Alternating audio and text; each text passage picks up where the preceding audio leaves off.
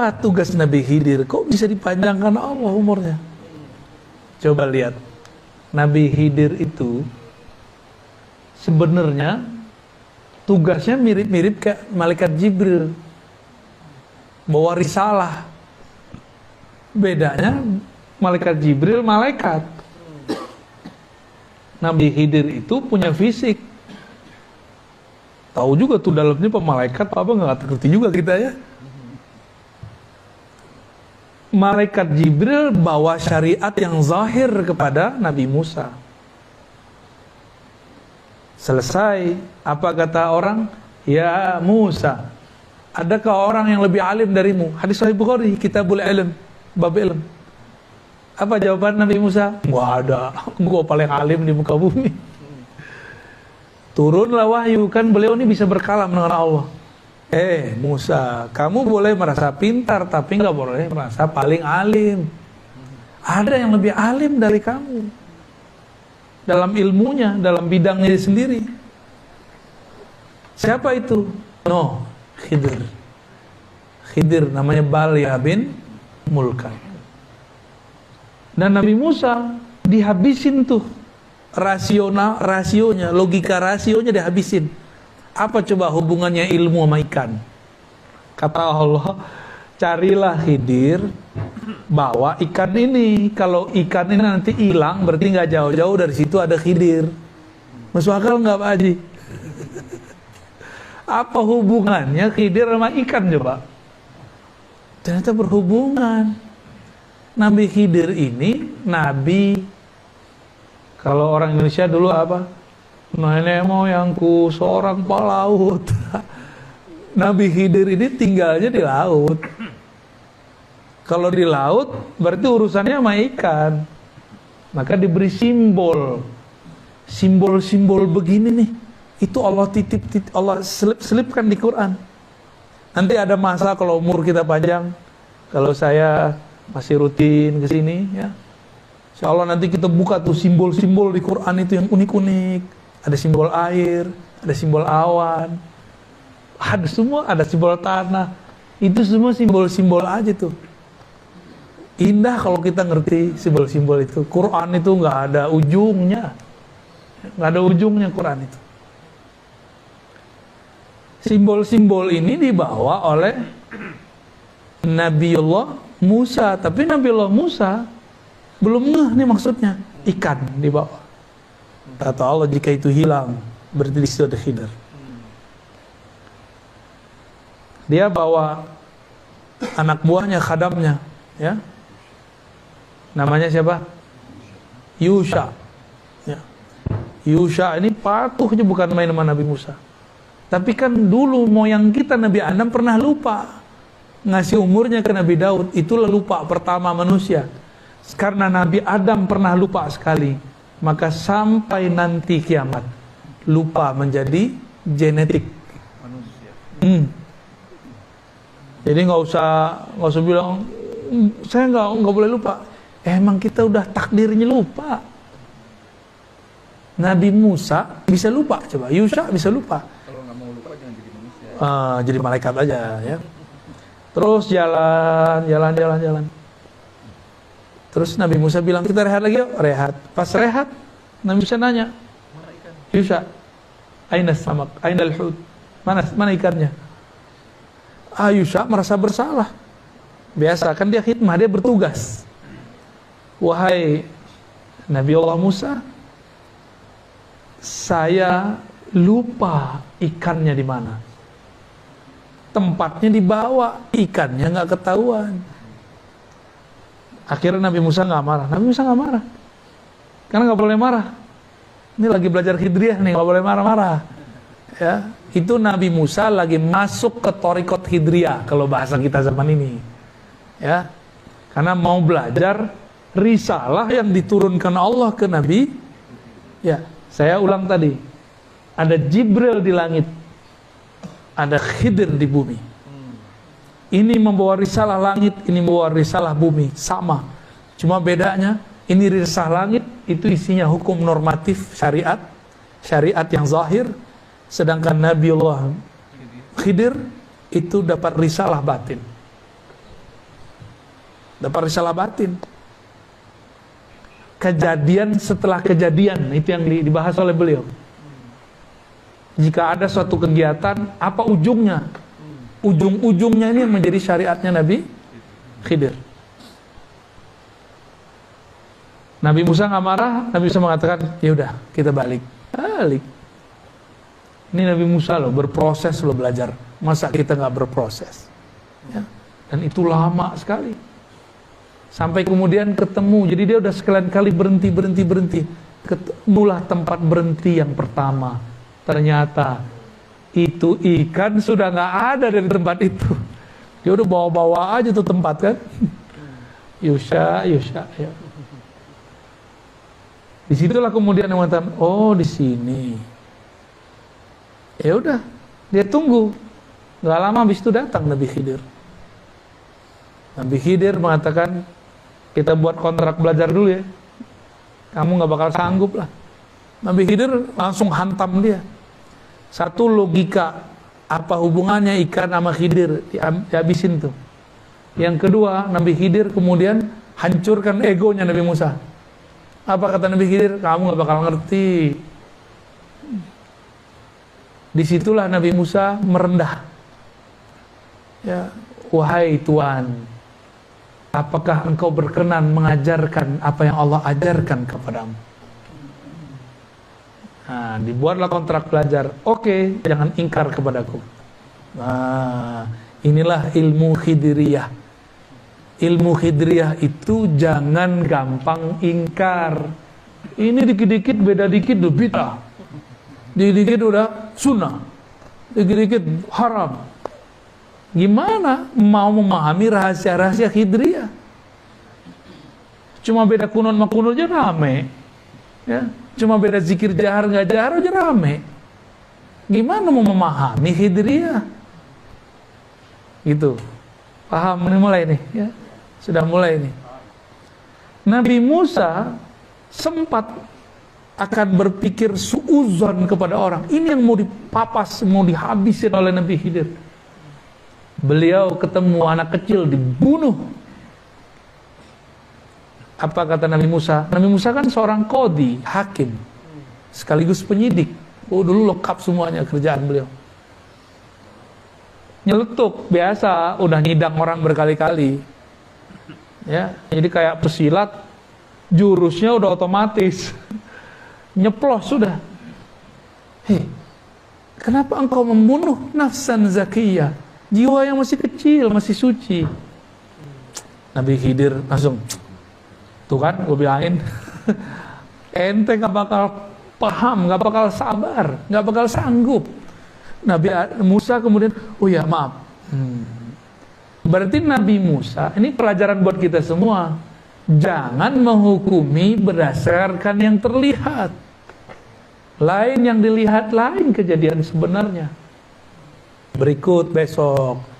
Dan itu bukan besok. Di kisah yang saya dapat dari guru-guru saya, itu bukan 3 kejadian itu. Antara satu kejadian ada kejadian kecil-kecil.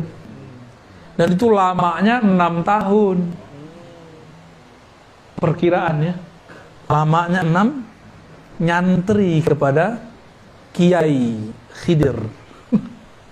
Kiai Musa nyantri ke Kiai Khidir. Nabi Musa nyantri kepada Nabi Khidir. Masya Allah. Nabi masih belajar. Antum Nabi nggak? Hah? Udah Nabi belum? Masa nggak mau belajar? Belagu amat ya. Saya kan kuliah. Lah, kuliah kan dulu. Kuliah akal. Kolbunya udah kuliah belum? Ruhnya udah kuliah belum? Talqinnya nanti ya. Belum sekarang. Itu kan. Sabar dulu ya. Saya talqin itu ngitung ahwal kolbu aja, nggak bisa dibuat-buat. Kadang sekali ketemu jadi, kayak kita kemarin ke Kalimantan. Ternyata itu murid Abah Guru kumpul semua, mereka udah biasa. Jadi jangan dibanding-bandingin sama antum, orang baru hijrah kemarin sore. Sabar. Kalau ikut talqinnya online kemarin jadi juga. Dapat berkah. Amin. Nyambung. Cuma kan belum dapat ketemu fisiknya. Ya. Nabi Khidir di saat berikutnya menghancurkan kapal-kapal. Berikutnya bantuin orang tapi nggak minta upah. Nabi Musa ingkar terus. Nah ini yang mau dihancurin nih. Jadi yang ingkar-ingkar itu sisi gelapnya Nabi Musa, sisi Bani Israilnya dia. Ini yang mau dihancurkan oleh Sayyidina Khidir. Ingkar suuzon, komentar sebelum selesai, komentar sebelum paham. Dia belum paham udah komentar. Nah berarti ini masih Musawiyah dia. Musawiyah pra-Khidriyah. Tapi kalau Musawiyah ba'da Khidriyah, oh cakep bukan main, sempurna sudah. Selesai sekian tahun itu yang disimpulkan jadi 3 kejadian besar. Apa kata Nabi Khidir? Musa, mungkin ini pertemuan terakhir kita. Ya, hadza firaqu baini wa bain. Ini pertemuan terakhir kita. Menggigil tuh Nabi Musa. Gurunya udah nggak tahan diingkari mulu sama muridnya. Sebel loh Pak kalau ada murid ngeyel-ngeyel gitu. Bener sebel. Kalau orang nanya mana dalilnya kita masih oke. Masa sih? Gue sebel gitu dengerin gitu. Ya. Masa sih begitu? Maka kadang-kadang antum nih sama istri digituin sama istri pasti emosi. Apa? Masa sih? Gitu ya. Jadi kalau suami istri debat jangan pakai masa sih. Ya. Itu ingkar namanya. Nanyanya, kok gitu sih? Gitu boleh. Emang harus begitu. Nanyanya tanya konfirmasi, jangan tanya ingkari. Jangan istifham inkariyah. Ya jangan pertanyaannya pertanyaan kayak menyudutkan gitu. Pertanyaan ingkar syak. Paling gak enak loh ngelayanin orang begitu. Paling gak enak ya. Saya paling sebelum orang begitu tuh. Berarti sisi nafsiyah kita masih ada. Dijelaskan oleh Nabi Khidir. Itu anak pertama yang kita bunuh. Itu bukan saya, bukan urusan saya, bukan min amri. Dia itu kalau gede akan menjadi asbab orang tuanya kafir. Karena orang tuanya soleh, ada perintah dari Allah. Selamatkan nih keluargaku. Gitu. Diselamatin. Terus dikisos nggak? Kan seharusnya dikisos. Hukum Nabi Musa dikisos. Kalau dengan menyelamatkan ini dikisos nggak? Maka ada hukum kaku normatif, ada hukum yang tidak normatif. Kalau ditilang sama Pak Polisi, jangan galak-galak.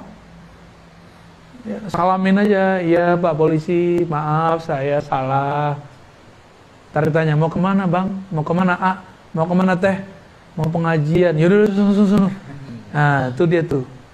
Dia kan ada rahmat di kolam dirinya. Tapi kalau gitu, apa lo? Gua gak salah kok, ngapain berhentiin? Tambah gregetan sama dikerjain sama dia. Ya. Ada kan orang begitu? Paling sebel yang begituan. Nabi Khidir karena tugasnya ngerjain Nabi Musa untuk merontokkan syaknya Nabi Musa, merontokkan rasa dia lebih alim, merasa alim. Jadi tugas risalah Nabi Khidir apa? Menghancurkan sisi nafsiyah. Apa arti nafsiyah? Penyakit-penyakit, tabiat-tabiat kedirian, keegoan. Nah, kita ini punya tabiat-tabiat buruk tuh. Hati-hati ya. Ini harus disembuhkan lewat ilmu Khidriyah. Lalu coba sebelumnya itu kapal dihancurin. Itu kapal milik para suami. Kalau kapalnya berlayar di laut ada perompak, semuanya pasti dibunuh. Kalau orangnya mereka berlayar semua, matilah semua suami-suami, maka istri-istri menjadi janda. Mending janda bakal ada yang ngawinin lagi. Ini gak ada yang mau ngawinin aja, gak ada. Semuanya mati. Maka takdirnya digeser. Jadi ilmu Nabi Khidir tadi tidak ingkar, menghancurkan syak, menghancurkan nafsiyah. Yang keempat, menggeser takdir. Jadi takdir bisa digeser. Takdir bisa seharusnya Indonesia ini udah hancur Pak dari kemarin. 2019 udah kayak Taliban gitu udah kayak Afghanistan hancur udah. Perang saudara gitu udah kayak Suriah seharusnya 2019 kemarin. Ini kalau ngitung takdir Pak, ngitung takdir. Lah kok yang bertarung satu jadi presiden, satu jadi menteri, itu kan aneh, itu takdir apa itu? Itu kalau nggak paham Khidriyah nggak ngerti. Kalau nggak ada wali-wali Khidriyah di sini, wali-wali yang punya ilmu Khidriyah di bumi ini, di negeri kita Nusantara ini, Indonesia sudah jadi Irak, sudah jadi Suriah, sudah jadi Libya, lewat sudah. Maka kita bersyukur walaupun hidung pesek-pesek begini, ada wali Pak di antara kita. Ya, ada wali di negeri ini. Mereka lah paku-paku bumi. Mereka lah pagar-pagar negeri. Ya. Jadi jangan lagi ngeluh jadi orang Indonesia, jangan lagi pakai puisi Khairul Anwar, aku malu jadi orang Indonesia. Itu kan kritik sebenarnya maksud beliau itu Khairul Anwar. Tapi orang salah paham, dikira kalau Anwar itu nggak nasionalis. Ya lagi-lagi gagal Khidriyah. Kita nyebutnya Khidriyah Pak ya. Khidir. Biar gampang. Jadi apa ilmunya tadi? Satu, tidak ingkar. Gak langsung ingkar sebelum selesai kejadiannya. Terus hancurkan syak. Jangan gampang syak, ragu. Ketiga, menggeser takdir. Itu kan horor kan. Pertanyaannya pertanyaan borongan sini, jadi panjang jawaban. Jadi tugas beliau itu, dan tugas itu belum selesai sampai sekarang, makanya beliau masih ada. Tapi beliau di zaman Nabi Muhammad ngomong, anta minal abdal, kamu itu abdal, aku ghausnya, aku kutubnya. Jadi di zaman wali-wali itu ada stratanya, ada wali ghaus, presiden para wali, ada kutub, itu gubernur-gubernurnya lah, raja-raja lah di bawah presidennya ini. Lalu ada abdal. Di zaman Rasulullah disederhanakan semua, cuma ada kutub, ghaus, lalu abdal. Abdalnya Nabi Khidir, ya, dan para sahabat-sahabat yang lain. Itu. Jadi Nabi Khidir itu pernah jadi sahabat Rasulullah. Maka ahlul hadis yang mengerti ilmu ma'rifat memasukkan Nabi Khidir ke daftar sahabat. Nabi Muhammad punya korin, korinnya masuk Islam. Korin itu kan jin. Jin itu nggak mati kalau dia nggak dibunuh. Korinnya beliau masuk Islam, sampai sekarang masih hidup. Itu kalau ada jin-jin mau masuk Islam, belajar sama korinnya Rasulullah. Ya, tahu tuh di mana korinnya. Itu kalau ada jin masuk Islam, ketemu murid Rasulullah langsung itu korinnya Rasulullah. Jadi sanadnya ke Rasul satu orang doang. Korin Rasul. Itu sanad torikot terpendek, torikot koriniyah. Kita kasih aja istilah-istilahnya biar gampang ya. Allah, wah nih udah mulai pegel nih Tat. Ya lanjut, apa lagi?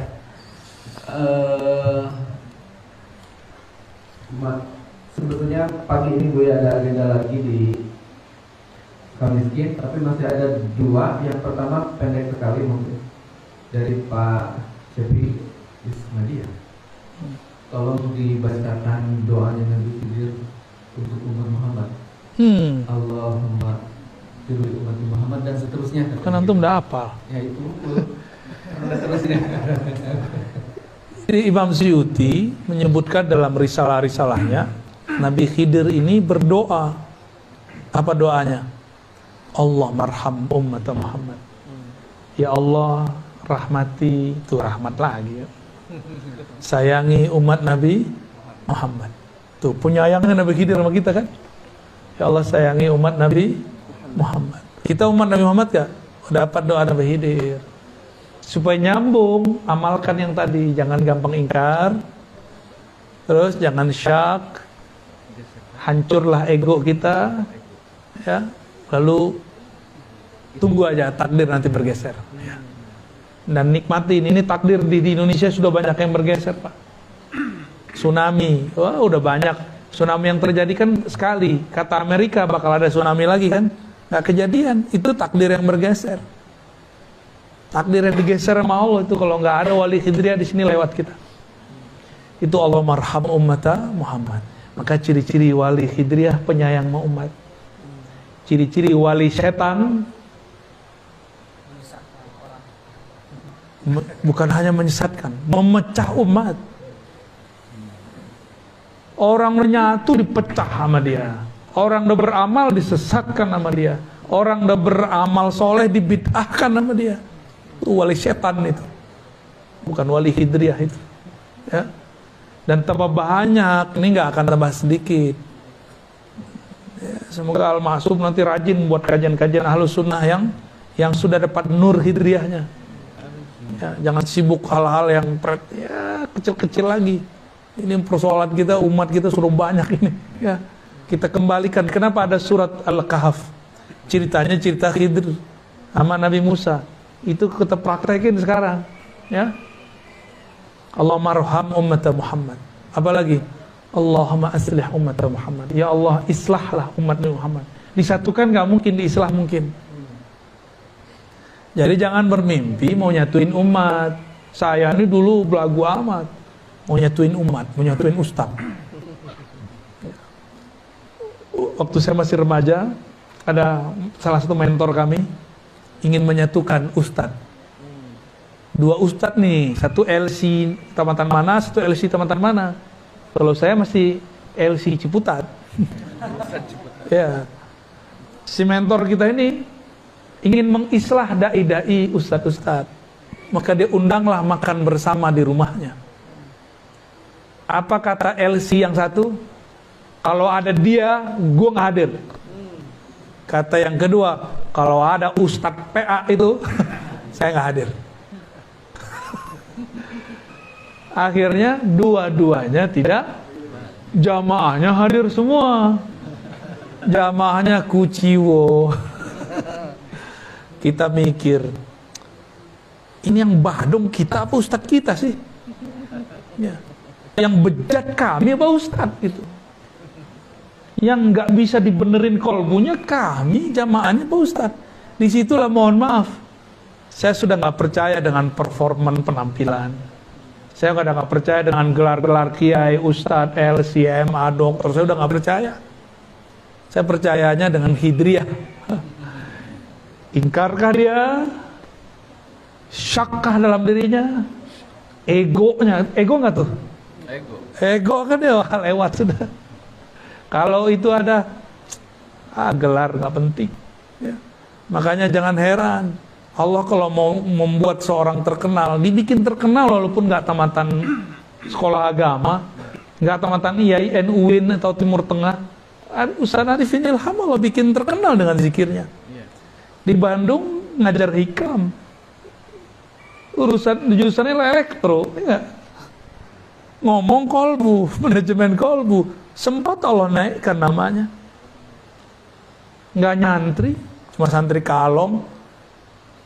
Yang dokter-dokter di UIN kemana? IAIN mana? Dokter Azhar mana? Lewat sama popularitas dia. Karena dia berbicara rahmat. Ya, tapi namanya setan kan nggak akan diem. Diserang terus, dijebak terus. Ya, semoga Allah selamatkan ya para kiai, para masyaikh itu. Ya. Nggak akan dibiarin, nggak akan dibiarin selamat. Saya ngomong begini nggak akan dibiarin diam. Antum dengerin begitu, oh setannya banyak tuh mencingin telinganya tadi pagi tuh. Untung sebelum tidur niat, ya Allah saya mau ngaji. Akhirnya kencingnya nggak masuk ke dalam. Kan begitu kata Nabi. Orang yang nggak bangun subuh itu setan ya bulu ala udunai. Kencing, bahasa kasar banget ya. Emang begitu sih ya. Buang air kecil kencing di telinga.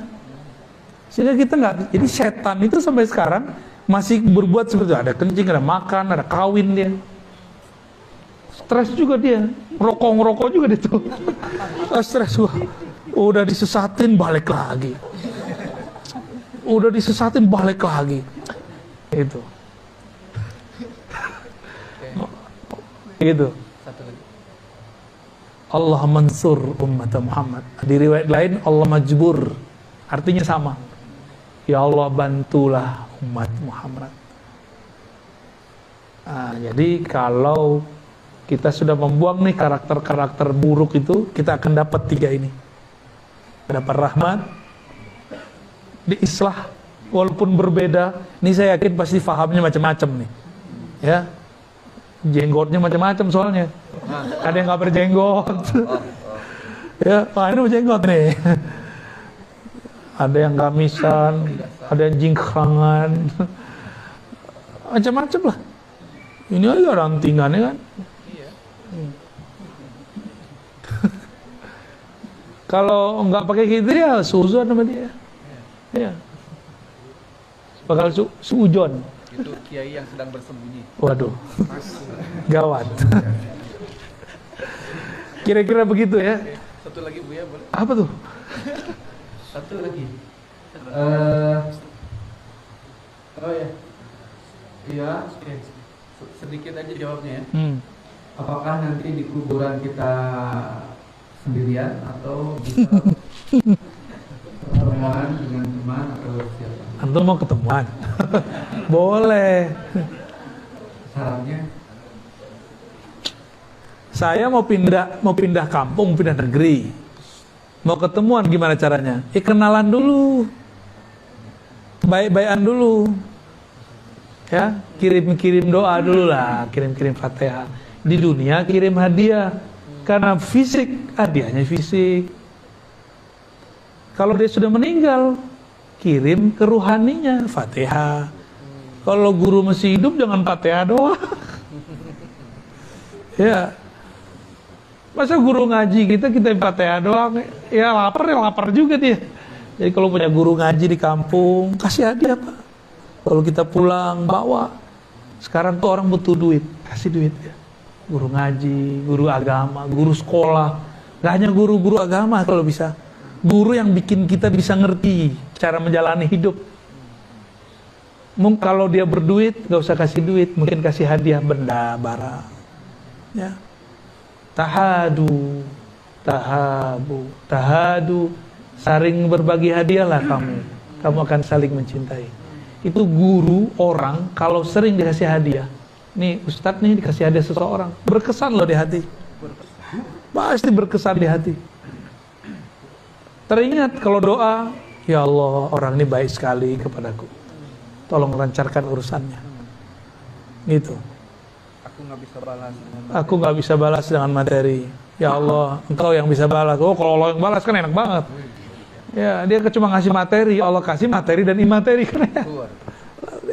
Enak dapat doa orang soleh itu enak. Ya. Tapi jangan syak. Masalahnya kita sering syak. Jadi mungkin nggak ketemu, mungkin kalau di dunianya sudah baik, saling kenal, maka bergurulah, bersanatlah, berikhwahlah, bersaudaralah. Jangan nafsi-nafsi sendiri-sendiri. Berjamaahlah walaupun kita pasti berbeda-beda. Ya, ini namanya islah, saling pengertian, ya. Terus kalau sudah meninggal kirim-kirim doalah. Pasti nanti kita dipertemukan. Orang di alam kubur itu kan pindah alam doang. Pindah alam doang. Kalau urusannya beres di imigrasi Munkar Nakir, kita bebas lagi. Cuma kalau nggak beres ya udah di situ lah, jangan down sampai nunggu syafaat datang. Ya, teman kita ditahan di imigrasi, kalau nggak punya kenalan di situ dipulangin. Ada kawan kita Ustadz ke Hong Kong, salah penjelasan, salah jawab ketika ditanya, kamu kemana, mau apa, siapa yang menjamin kamu? Salah jawab, dibalikin. Ya, masih mending dibalikin, ini ditahan Pak. Jadi carilah kenalan, dan kenalan terbaik adalah baginda Rasulullah. Kita nggak bisa kenal Rasul kecuali lewat guru, maka kenalilah guru gurunya punya guru, gurunya punya guru, nyambung kepada Sang Maha Guru Rasulullah SAW. Untuk itu mari kita kirim Fatihah untuk guru-guru kita semua, ya, terutama Sang Maha Guru Rasulullah SAW, untuk orang tua yang mendidik kita semua, untuk kawan-kawan yang dulu pernah membersamai, untuk semua yang hadir, semua yang berjasa ke dalam hidup ini. Ya Allah, sampaikan salam cinta kami, doa kami. Al-Fatihah. Alhamdulillah.